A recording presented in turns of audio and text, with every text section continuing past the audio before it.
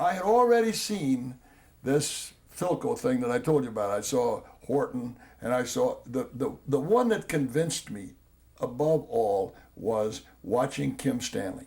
Because Kim Stanley, very few people know she was one of America's great actresses. Literally.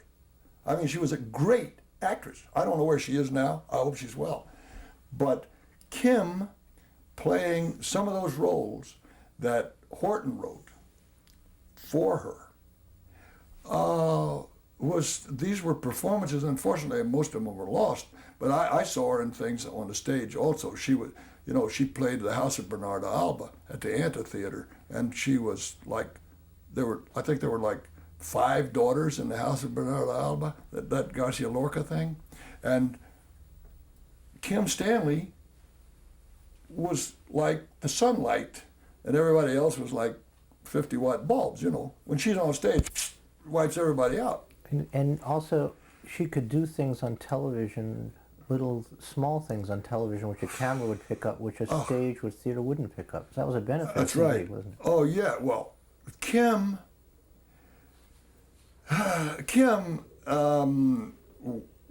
had a radiance that came through, and whatever she was thinking, you knew.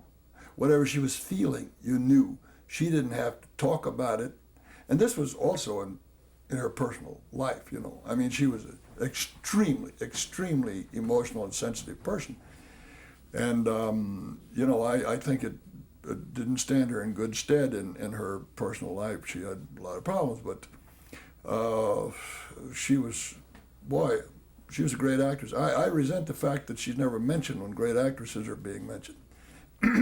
But she really benefited from television, didn't she? Yes, she did. Television can focus on those things that would play into things. Well, you had to do the kind of things that especially Tad and Horton did. You had to have that kind of an actress because that was the action. The action was the flow of human emotion between the actress and the audience. And there were actresses who could do that, who had that, so that, none of these car chases and gunfights today on television has anything like that impact. They look like junk. They look like people throwing tin cans.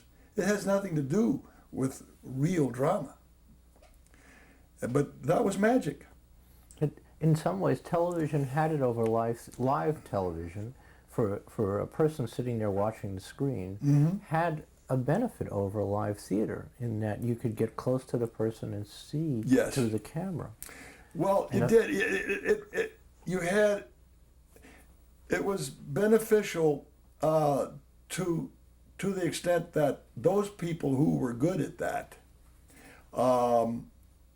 were wonderful at it. But there were actors who were wonderful actors who were more verbal, who